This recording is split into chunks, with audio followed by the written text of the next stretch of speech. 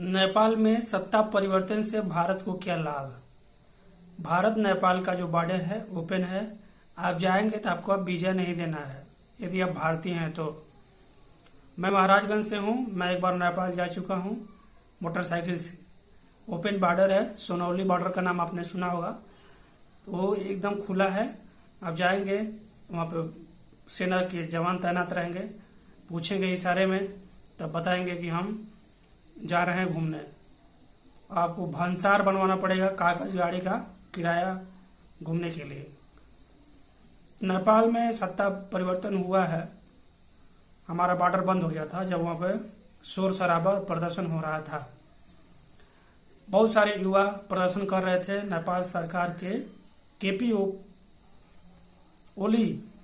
शर्मा ओली सरकार के खिलाफ। तो ये क्यों हुआ?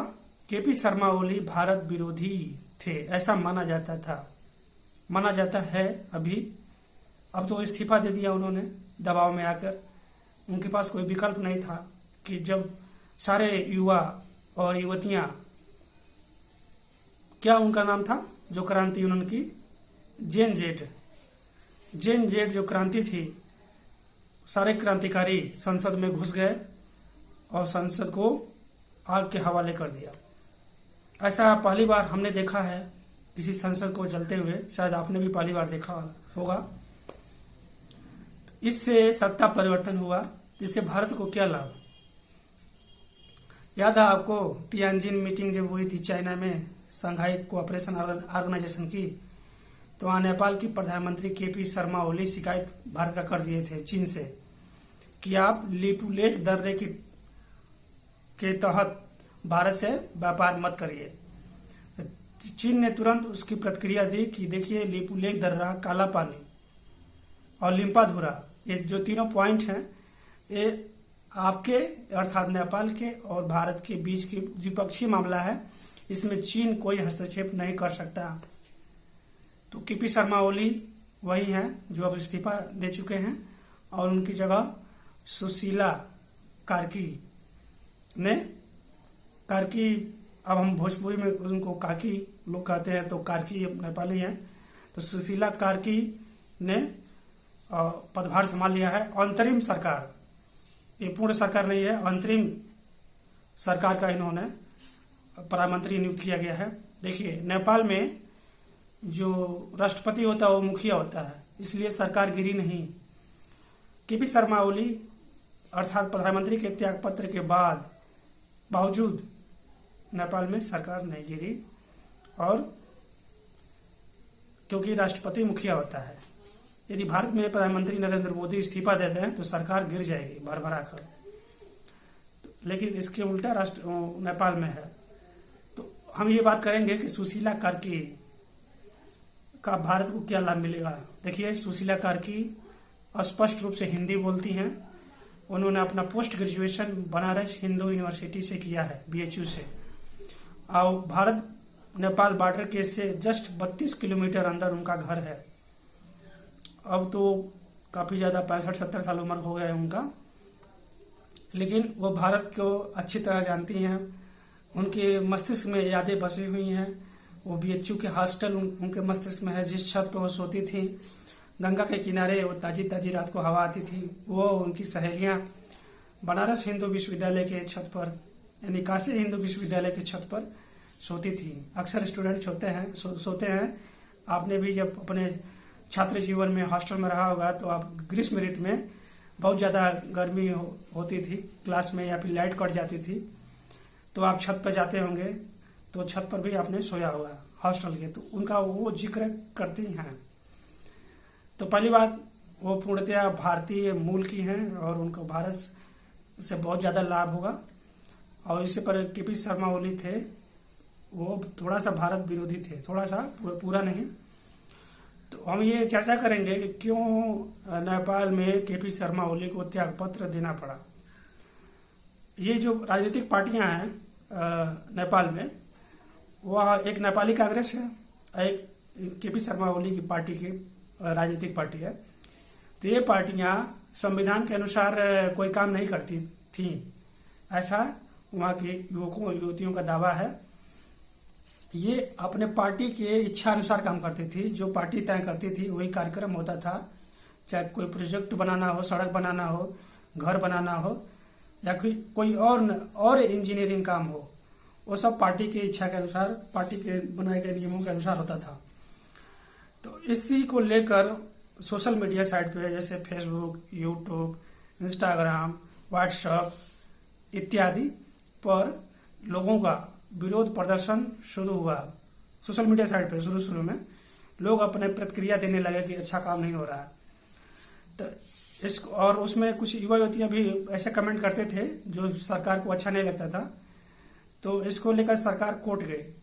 तो सुप्रीम कोर्ट वहाँ का जो नेपाल का, उसने कहा था कि इसको रेगुलेट करिए, मतलब एक नियामक बनाइए जो सरकार के और संविधान के विरुद्ध टिप्पणियां आ रही हैं उसको रेगुलेट करे।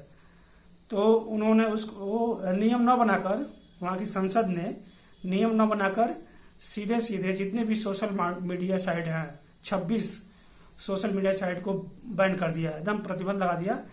जिनका खाता था सब बंद हो गया। नेपाल में कोई नेपाली अपना सोशल मीडिया साइट पे अपना प्रतिक्रिया नहीं दे सकता था, अपने लोगों से बातचीत नहीं कर सकता था जो विदेश में है, जो दूसरे देश में है। हम व्हाट्सएप से वीडियो कॉलिंग करते हैं, फेसबुक से बातचीत करते हैं, यूट्यूब से कई लोगों का रोजगार चल रहा था, इनकम हो रहा था, तो वो बंद हो गया। और दूसरा, पहला तो भ्रष्टाचार था जो पार्टी के विरुद्ध था, काम को लेकर, सरकार के काम के खिलाफ, तो वो तो था ही मन में, और उसी पर लोग प्रतिक्रिया दे रहे थे सोशल मीडिया साइट पर। दूसरा, ये नेपाल सरकार ने सोशल मीडिया साइट को बैन करके पेट पे लात मार दिया और रिश्तों को तोड़ दिया जो लोग अपने रिश्तेदारों से कनेक्ट थे सोशल मीडिया के थ्रू। तो इसीलिए वहाँ पर ये डबल एकदम क्रोधित हो गए, पूरी तरह से आग बबूला वहाँ के युवक, और सड़कों पर उतर आए और सरकारी संपत्तियों को जबरदस्त उन्होंने नुकसान पहुंचाया। सेना से वो काफी ज्यादा लड़े। इस झड़प में बहुत सारे मानव हानि हुई। और अब इसके बाद तो ये यहाँ पे कहानी रहा है कि उसके बाद, अब जैसा मैंने बताया कि वो संसद में चले गए, प्रधानमंत्री कार्यालय में चले गए, तो मजबूरन एक वित्त मंत्री को उन्होंने दौड़ा कर सड़क पर उसको दंडित किया। एक मंत्री को उन्होंने नदी में दौड़ाया और वहां पर पकड़ के उनको दंडित किया।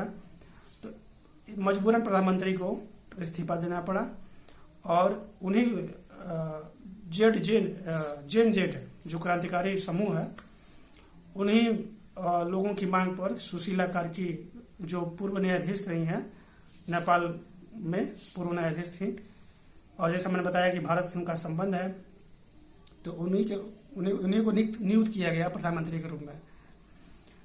तो इस प्रकार से नेपाल का जो है, इससे पहले आप जानते हैं कि वह राजशाही थी 2005 तक, राजा ज्ञानेंद्र थे। धीरे धीरे नेपाल में लोकतंत्र आया, और लोकतंत्र आया तो मनमाना पार्टियां अपने काम कर रही थी और उनके ही परिवार के लोग उसका लाभ उठा रहे थे। उनके रिश्तेदार, उनके परिवार विदेशों में खूब एंजॉय कर रहे थे, और जो नेपाली लोग मध्यम वर्ग है और गरीब है वो उसको लाभ नहीं उठा पा रहा था। उनको जो सरकार द्वारा उनको कल्याणकारी योजनाएं चलाई जाती हैं, सरकार का गठन इसलिए किया जाता है ताकि जो लोग वंचित है उनको लाभ हो। तो जो नेपाल में वंचित लोग थे उनको लाभ नहीं हो रहा था, क्योंकि कोई भी योजनाएं उनके लिए नहीं चलाई जा रही थी, और चलाई भी जा रही थी तो किसी विशेष वर्ग को ही ध्यान में रखकर चलाई जा रही थी। इसलिए लोगों ने वहाँ क्रांति कर दी। और ये जो है जेन जेड है, GEN जेन और जेड, ये जो है ये नया जनरेशन है। 1997 से लेकर 2012 के बीच में जितने लोग जन्म लिए थे, 15, 16, 17, 18, ये किशोर वर्ग का एक समूह है जिसको जेन जेड कहा जाता है नेपाल में। तो इस प्रकार से नेपाल में सत्ता परिवर्तन हुआ, कारण भी यही रहा। और सत्ता परिवर्तन हुआ अचानक से। अभी KP शर्मा ओली चीन में गए थे, अभी वहाँ तियानजिन में मीटिंग हुई है, तो अभी एक हफ्ता भी नहीं हुआ और आए तो यहाँ उनको त्याग पत्र देना पड़ा। सुशीला कार्की को भारत के बहुत करीबी हैं, और भारत, हमको नहीं लगता कि अब लिपुलेख पर नेपाल कोई विरोध दर्ज कराएगा। लिपुलेख और कालापानी और लिम्पुधुरा ऐतिहासिक रूप से भारत का हिस्सा रहे हैं। भारत और चीन प्राचीन काल में इस दर्रे के द्वारा व्यापार करते रहे हैं। पुनः वह दर्रा पुनः उसी दर्रे से व्यापार शुरू हो जाएगा जब भारत चीन के रिश्ते सामान्य हो रहे हैं हुए हैं। तो इस प्रकार से इस सत्ता परिवर्तन से भारत को लाभ होगा। भारत नेपाल के रिश्ते और मजबूत होंगे। पहले से हमारा सांस्कृतिक संबंध है, ऐतिहासिक संबंध है नेपाल से। नेपाल हमारे लिए कोई दूसरा देश नहीं है, एक राज्य की तरह है। बिना वीजा के हम जा सकते हैं, आ सकते हैं, बिना नेपाल में मार्केट करने जा सकते हैं। जो बॉर्डर के लोग हैं उनका खेती भी नेपाल में है, उधर का शादी इधर होता है, मतलब बेटी रोटी का रिश्ता माना जाता है भारत नेपाल के बीच में, इधर का शादी उधर होता है। तो ये है भारत नेपाल के बीच में रिश्ता जो था पहले से मजबूत था और अब भी आगे होगा, क्योंकि वहाँ की प्रधानमंत्री बिल्कुल भारतीय संस्कृति से ओतप्रोत है। ये रहा नेपाल में सत्ता परिवर्तन क्यों हुआ और भारत को उसका नई सरकार से क्या लाभ होगा। Thank you for watching.